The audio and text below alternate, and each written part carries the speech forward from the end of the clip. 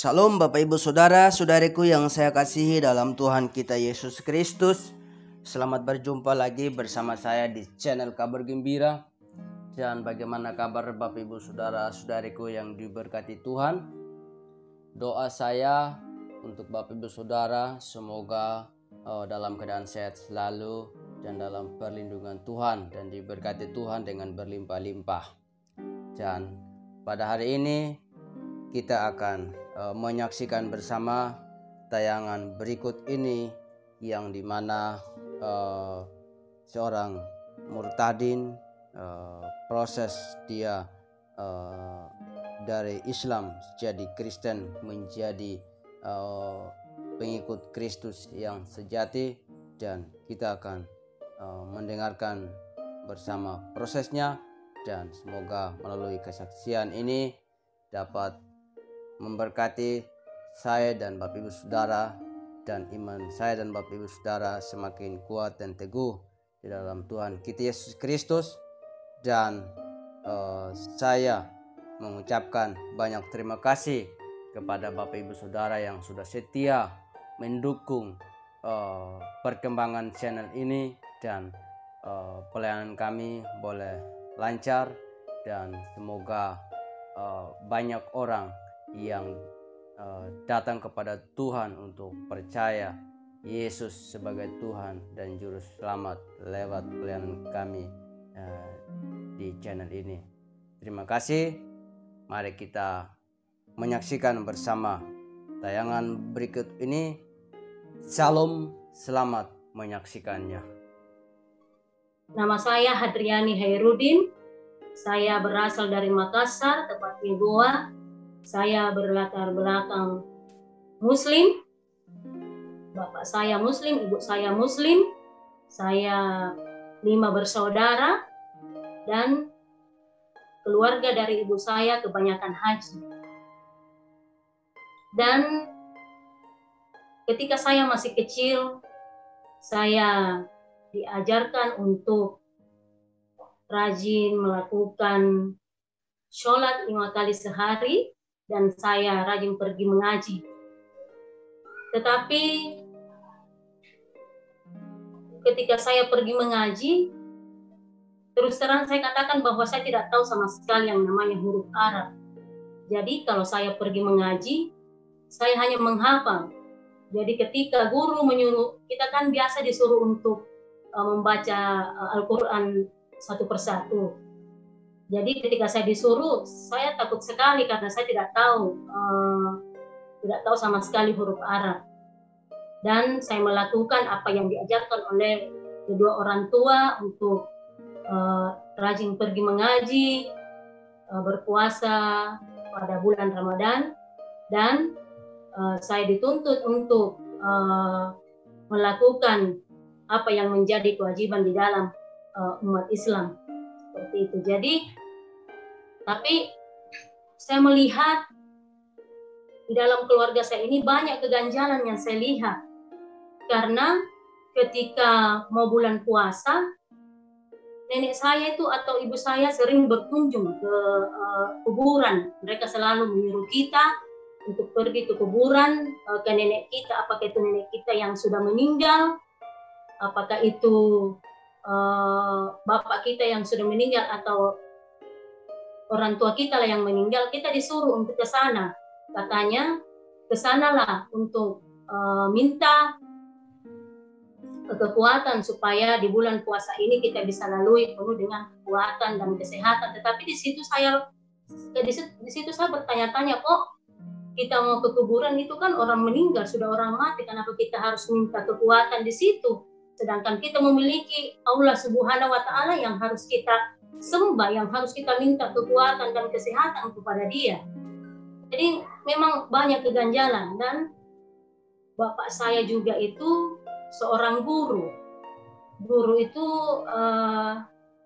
bagaimana ya, dia itu orang-orang itu berguru di dia, dan dia mengatakan bahwa perguruan dia itu bisa menyelamatkan, bisa kita masuk surga kalau kita ikut ke perguruannya bapak itu. Dan kami 5 bersaudara dituntut untuk mempelajari mantra-mantra. Kalau kita orang Makassar baca-baca ya, ya kita dituntut untuk mempelajari semua baca-baca atau mantra-mantra yang diajarkan oleh Bapak, dan salah satunya dari saya yang 5 bersaudara itu, saya yang berani mempelajari mantra-mantra itu, dan pernah saya praktekkan.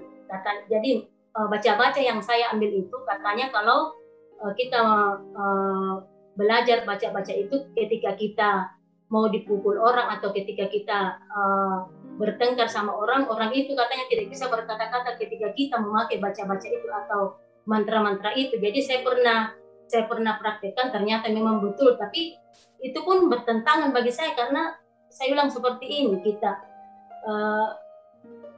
ini memiliki Tuhan, kita memiliki Allah, tetapi kok kita lagi membanggakan atau kita lagi mengandalkan mantra-mantra itu, karena Bapak saya itu memiliki banyak baca-baca atau mantra-mantra yang membuat dia baginya itu baik.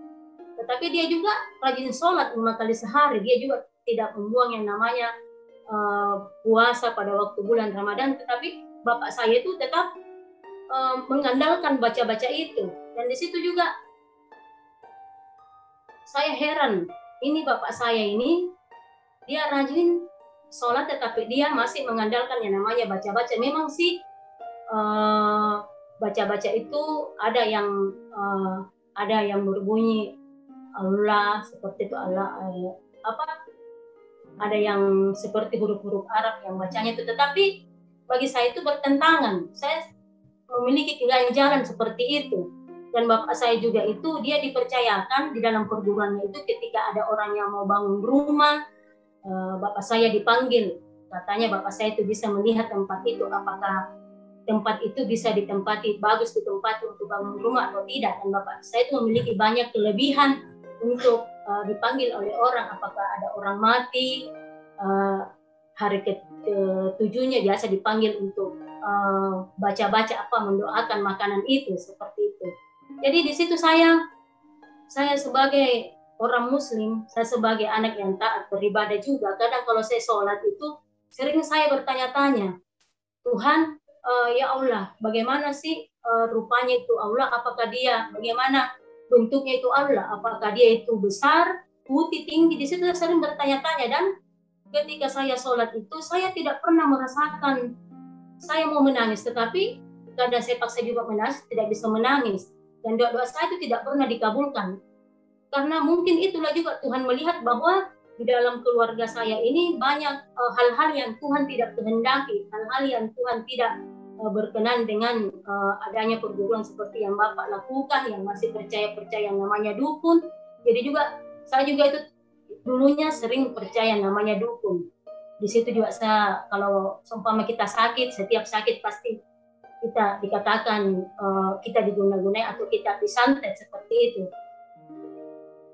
Dan di situ sangat betul-betul terus bertanya, Tuhan itu seperti apa? Tuhan itu bentuknya seperti apa? Jadi saya sangat bertanya-tanya, ya, kok keluarga saya bisa seperti ini, bisa melakukan hal-hal yang di mana kita bisa berharap kepada Tuhan, di mana kita bisa meminta kekuatan kepada Tuhan, tetapi itulah yang dilakukan oleh keluarga saya. Jadi saya juga di keluarga saya itu semuanya adalah keluarga seniman. Jadi saya juga dulunya adalah seorang penyanyi atau biduan. Biduan itu kalau di kampus saya itu namanya biduan. Jadi saya menyanyi dari panggung ke panggung.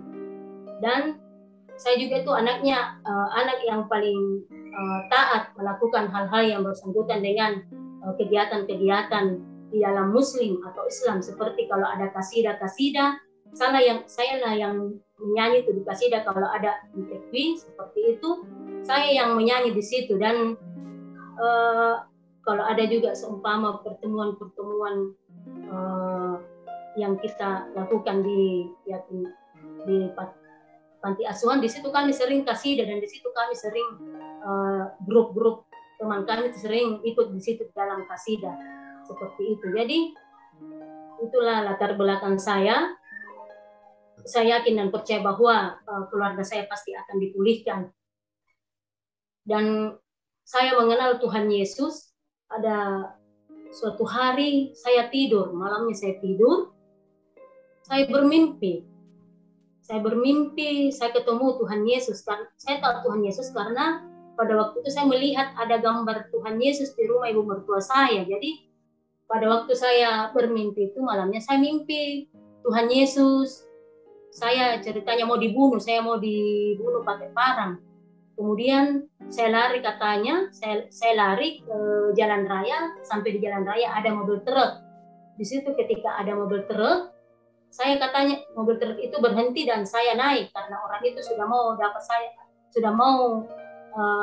saya untuk mau dibunuh. Tetapi pada waktu itu mobil truk itu berhenti dan saya naik, dan ketika saya sampai di atas mobil truk itu ada Tuhan Yesus yang datang dari atas pakai baju putih.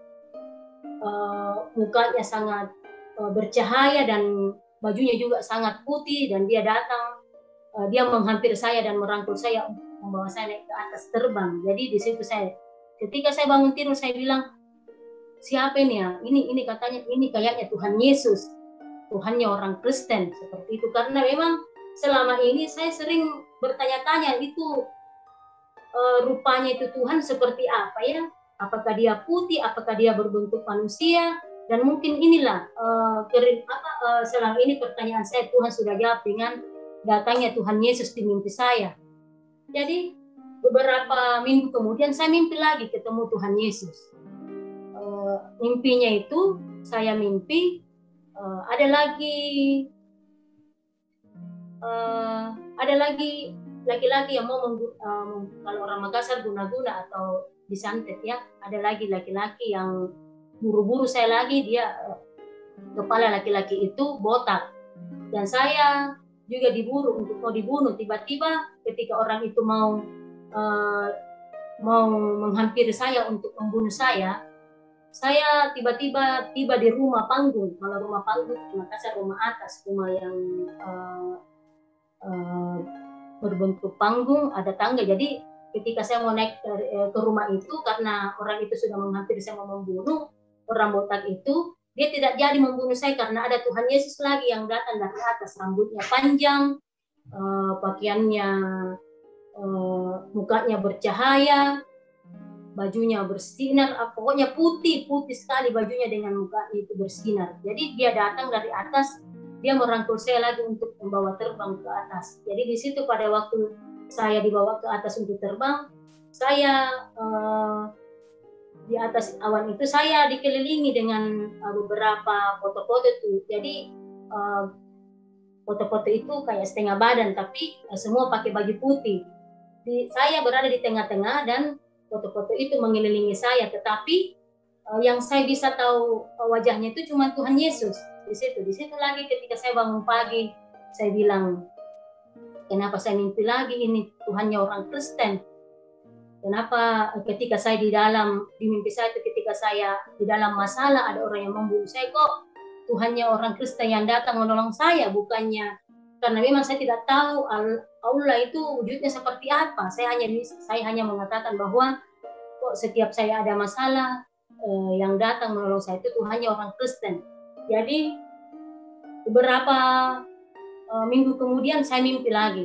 Mimpi saya itu yang ketiga, saya mimpi bertemu dengan Tuhan Yesus, tapi pada waktu itu Tuhan Yesus ada di bawah danau. Danau itu sangat-sangat jernih, airnya dalam, tetapi ceritanya juga itu saya ada di bawah danau dan saya tidak tenggelam, dan Tuhan Yesus ada di atas perahu. Dia ada di atas perahu bersama dengan murid-muridnya. Saya tidak perhatikan muridnya ada berapa, tapi dia bersama dengan murid-muridnya. Saya masih ingat itu bajunya Tuhan Yesus, kainnya yang dia pakai itu kain warna merah marun. Dia tidak pakai baju, dia ada di atas perahu. Dan pada waktu itu saya melihat dia membaptis saya, dia mencelupkan saya ke air, dan herannya itu air itu sangat dalam sekali, tetapi saya tidak tenggelam. Dan Tuhan Yesus pada waktu itu saya melihat dia mencelupkan saya ke bawah air. Dan di situ saya bangun lagi pagi, saya bilang, mimpi apa ini ya, kok saya mimpi ditenggelamkan ke bawah air. Jadi singkat cerita, saya panggil besoknya, saya panggil ibu mertua saya panggil suami saya bilang saya sudah ambil keputusan bahwa saya yakin bahwa Tuhan orang Kristen adalah Tuhan, karena Tuhan yang sebenarnya, karena dia setiap saya mimpi mau dibunuh, dia yang selalu datang menolong saya. Jadi saya panggil ibu mertua, saya panggil suami saya bilang, Pak, Bu, saya mau masuk Kristen dan saya mau ikut Yesus. Dia bilang, apakah kamu sudah niat, apakah kamu sudah bulat untuk masuk Kristen? Saya bilang, iya, saya mau, saya rindu, saya sudah rindu untuk, saya sudah nekat, tidak berpikir lagi resikonya untuk mau mengikuti Yesus. Jadi dia bilang begini, kalau memang kau mau masuk Kristen, kamu harus diberkati 2 kali, kamu harus menikah secara Kristen. Saya bilang tidak jadi masalah, pokoknya saya mau mengikuti Yesus. Jadi ketika saya diberkati di gereja, saya menikah ulang lagi, menikah secara Kristen. Kami tidak kasih tahu orang tua saya karena saya yakin bahwa dia tidak setuju dengan kami diberkati di gereja. Kami tahu bahwa dia tidak suka dengan orang Kristen, dia tidak pernah menyukai yang namanya orang Kristen, dia selalu sudah mengenal Tuhan Yesus. Jadi saya itu kerjanya tiap hari hanya membaca firman Tuhan, buka Alkitab, dengarkan khotbah dan luar biasa. Ketika kita merasakan akan kebaikan Tuhan, jangan pernah kita berhenti untuk menjadi berkat bagi orang lain, sekalipun kita bukan menjadi orang kaya, tetapi kita belajar untuk memberi dari kekurangan kita, karena kita yakin dan percaya bahwa kita harus belajar dari hal yang kecil. Dan saya yakin dan percaya bahwa Tuhan akan memakai hidup keluargaku menjadi berkat bagi orang-orang. Dan terus terang saya mengatakan bahwa saya ini orang bodoh, saya orang yang tidak tahu berbicara, tetapi di firman Tuhan mengatakan bahwa orang yang bodoh akan dipakai Tuhan. Itu yang saya pegang. Saya memang tidak tahu berbicara, saya memang tidak tahu apa-apa, tapi saya yakin dan percaya Tuhan akan memakai hidupku untuk menjadi berkat bagi orang lain. Tuhan akan memakai hidupku untuk menjadi saksi, dan melalui kesaksianku banyak jiwa dimenangkan dan nama Tuhan terus ditinggikan dan dipermuliakan. Jadi pesan saya kepada para penonton, para teman-teman yang melihat kesaksian pada malam ini, baik itu yang belum percaya, baik itu yang sudah percaya, jangan menunggu, jangan terlambat untuk mau percaya Yesus. Harus cepat percaya kepada Yesus, karena kita tahu bahwa Tuhan Yesus adalah juru selamat satu-satunya. Yang hidup sebagai orang Kristen, janganlah pernah hidup setengah-setengah di dalam Tuhan, tetapi mari kita hidup sebagai orang Kristen yang betul-betul berkualitas, yang betul-betul bisa mendapatkan buah yang betul-betul buah yang utuh, buah yang luar biasa, sehingga melalui kehidupan kita orang-orang di sekitar kita bisa melihat buah kita, dan mereka juga bisa mengaku dan percaya bahwa Yesus Kristus adalah Tuhan dan Juru Selamat dunia. Jadi biarlah kesaksian malam ini betul-betul orang-orang bisa terberkati, dan saya yakin dan percaya bahwa saat-saat ini adalah masa penuaian, dan saya yakin dan percaya bahwa seluruh rakyat Indonesia mengaku dan percaya bahwa Yesus Kristus adalah Tuhan dan Juru Selamat dunia. Terima kasih. Amin. Puji Tuhan, Bapak Ibu Saudara-saudariku yang saya kasihi dalam Tuhan kita Yesus Kristus. Dan kita sudah menyaksikan bersama tayangan berikut ini dari kesaksian seorang murtadin, bagaimana proses dia dari Islam ke Kristen menjadi pengikut Kristus yang sejati dan menjadi pelayan Tuhan yang sangat luar biasa, Bapak Ibu Saudaraku yang diberkati Tuhan. Dan ya, murtadin ini adalah keluarga haji semua, dan dia adalah sangat taat dalam menjalankan ajaran agamanya pada waktu itu, Bapak Ibu Saudaraku yang diberkati Tuhan, karena didoktrin oleh orang tuanya, oleh keluarganya yang haji, dan sehingga dia harus taat, yaitu rajin mengaji, baca kitab suci, dan rajin berpuasa di bulan Ramadan. Orang tuanya dan neneknya selalu berdoa, selalu berdoa tepat waktu, dan dia harus berdoa, namun membuat si murtadin ini penasaran dan bikin kecewa atau membuat dia sesuatu yang membingungkan, dan dia orang tuanya selalu pergi berdoa di kuburan saat bulan puasa, yaitu bulan Ramadan, dan dia dengar dari orang tuanya bahwa kenapa harus melakukan hal itu, karena dari situlah mereka harus meminta berkat dari leluhur yang sudah meninggal. Jadi harus pergi di kuburan untuk berdoa, meminta berkat di setiap hari raya.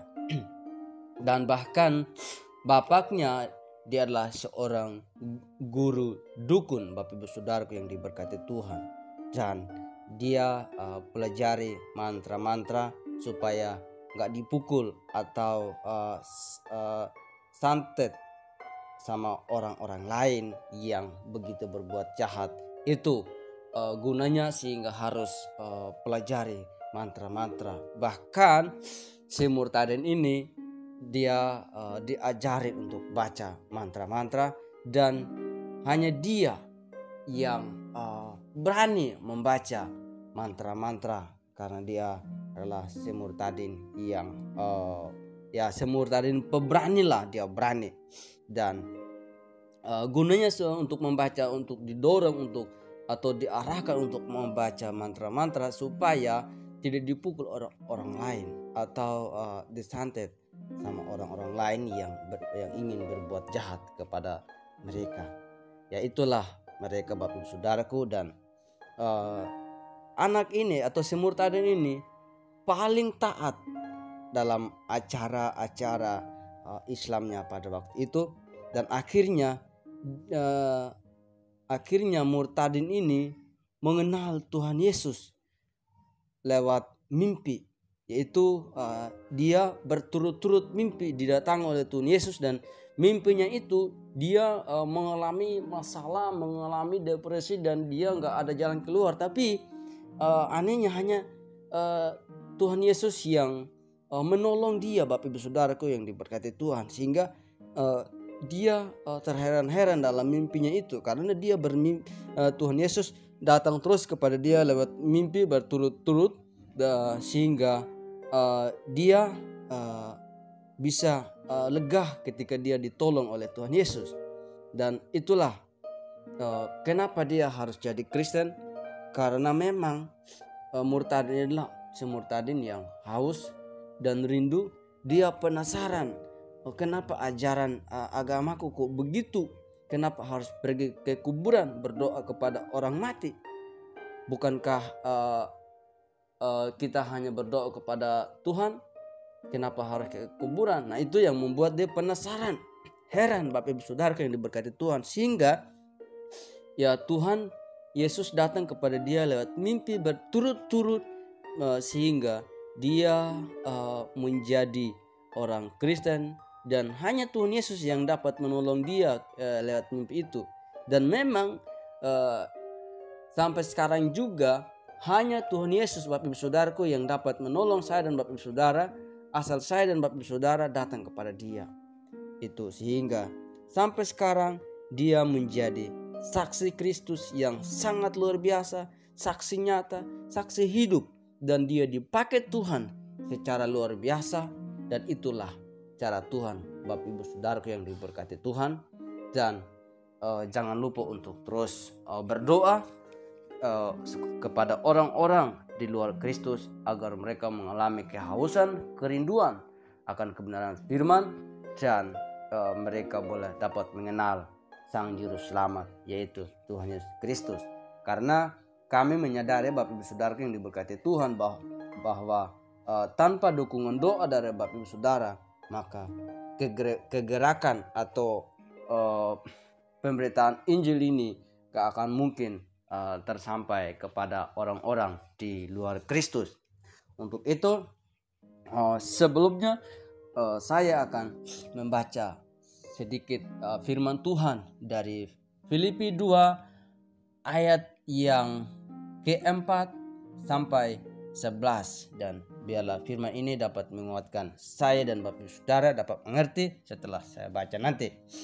Di sini mengatakan bahwa dan janganlah tiap-tiap orang hanya memperhatikan kepentingannya sendiri, tetapi kepentingan orang lain juga. Hendaklah kamu dalam hidupmu bersama menaruh pikiran dan perasaan yang terdapat juga dalam Kristus Yesus, yang walaupun dalam rupa Allah tidak menganggap kesetaraan dengan Allah itu sebagai milik yang harus dipertahankan, melainkan telah mengosongkan dirinya sendiri dan mengambil rupa seorang hamba dan menjadi sama dengan manusia. Dan dalam keadaan sebagai manusia, ia telah merendahkan dirinya dan taat sampai mati, bahkan sampai mati di kayu salib. Itulah sebabnya Allah sangat menginginkan dia dan mengaruniakan kepadanya nama di atas segala nama, supaya dalam nama Yesus bertekuk lutut segala yang ada di langit dan yang ada di atas bumi dan yang ada di bawah bumi, dan segala lidah mengaku Yesus Kristus adalah Tuhan, bagi kemuliaan Allah Bapa. Demikian jauhlah firman Tuhan, Bapak Ibu Saudaraku yang saya kasihi dalam Tuhan kita Yesus Kristus. Di sini mengajarkan kepada kita atau mengingatkan kepada kita, Bapak Ibu Saudaraku, bahwa kita sebagai orang Kristen, sebagai pengikut Kristus yang sejati, sebagai orang percaya harus saling memperhatikan antara satu dengan yang lain. Sekalipun itu dia belum percaya, belum mengenal Kristus, kita harus perhatikan juga, Bapak Ibu Saudaraku, seperti seperti kita hidup bersama dalam Kristus, dan kita harus bersatu, kita harus berkumpul dimanapun kita berada untuk memuliakan nama Tuhan. Kita lihat di sini bahwa Kristus adalah Tuhan, Raja di atas segala raja. Dia tidak mempertahankan raja atau kepemimpinan atau ketuhanannya, tapi dia rela mengosongkan dirinya untuk menjadi hamba dan menjadi sama dengan manusia, Bapak Ibu Saudaraku, dan dia taat sampai mati, dan dia merendahkan dirinya. Jadi saya mengajak Bapak Ibu Saudaraku yang diberkati Tuhan, agar kita saling memperhatikan antara satu dengan yang lain, agar kita hidup merendahkan diri di hadapan Tuhan, dan kita harus mengambil bagian untuk terus berdoa, memberitakan kabar baik kepada orang-orang di luar sana. Dan kita percaya, Bapak Ibu Saudaraku yang diberkati Tuhan, bahwa segala lidah atau segala makhluk akan mengaku bahwa Yesus Kristus adalah Tuhan. Kita lihat di ayat 9, ayat 10 sampai ayat 9 sampai 11 di sini, Bapak, bahwa mengatakan, itulah sebabnya Allah sangat meninggikan dia. Dia sangat meninggikan Kristus dan mengaruniakan kepadanya nama di atas segala nama, supaya dalam nama Yesus bertekuk lutut segala yang ada di langit dan yang ada di atas bumi dan yang ada di bawah bumi, dan segala lidah. Kita harus mengimani ini, Bapak Ibu Saudaraku yang diberkati Tuhan. Kita harus percaya ini, bahwa suatu saat segala lidah akan mengaku bahwa Yesus Kristus adalah Tuhan, bagi kemuliaan Allah Bapa. Jadi saya mengajak Bapak Ibu Saudaraku yang diberkati Tuhan, bahwa kita harus tetap merendahkan diri di hadapan Tuhan. Kita harus tetap mencari kebenaran firman Tuhan, agar kita tetap hidup dalam kebenarannya dan melekat kepada kebenaran firman Tuhan. kita harus hidup bersatu dalam Tuhan. Kita harus saling menasihati. Kita harus terus berpegang teguh kepada kebenaran firman Tuhan. Dan kita percaya, mengimani bahwa segala lidah akan mengaku bahwa Yesus Kristus adalah Tuhan dan nama Tuhan dipermuliakan. Untuk itu Bapak Ibu Saudaraku yang saya kasihi dalam Tuhan kita Yesus Kristus, saya tekankan sekali lagi di sini bahwa kita lihat Tuhan ini, Kristus inilah raja di atas segala raja. Dia adalah yang berhak untuk melakukan segala sesuatu atas kehidupan kita. Tapi kenapa dia harus mengosongkan dirinya untuk mengambil rupa menjadi hamba dan menjadi sama dengan manusia adalah kita ini? Kenapa? Kita harus bertanya besar di situ. Jadi betapa besarnya kasih Allah, betapa besarnya belas kasihan Allah kepada saya dan Bapak Ibu Saudara. Jadi untuk itu kita harus mengenali identitas kita di hadapan Tuhan, Bapak Ibu Saudara yang diberkati Tuhan. Kita bukan siapa-siapa di hadapan Tuhan. Untuk itu marilah kita harus hidup dalam kebenaran. Marilah kita hidup sesuai dengan kehendak Tuhan. Dan kita harus saling memperhatikan antara satu dengan yang lain. Saling mengingatkan. Dan harus hidup merendahkan diri seperti Kristus telah merendahkan dirinya sampai mati. Demi siapa Bapak Ibu Saudaraku? Demi saya dan Bapak Ibu Saudara yang hidup dalam dosa, yang tidak layak yang sebenarnya, yang tidak pantas untuk masuk dalam kerajaan surga. Tapi Tuhan rela mengosongkan diri untuk menjadi hamba dan menjadi sama dengan manusia. Dia taat sampai mati. Jadi kita lihat di sini bahwa dia taat sampai mati, Bapak Ibu Saudaraku. Jadi betapa kasihnya Kristus, betapa dalamnya Kristus terhadap kita, betapa besar kasihnya itu yang tidak bisa ditanding dengan siapa-siapa, Bapak Ibu Saudaraku yang diberkati Tuhan.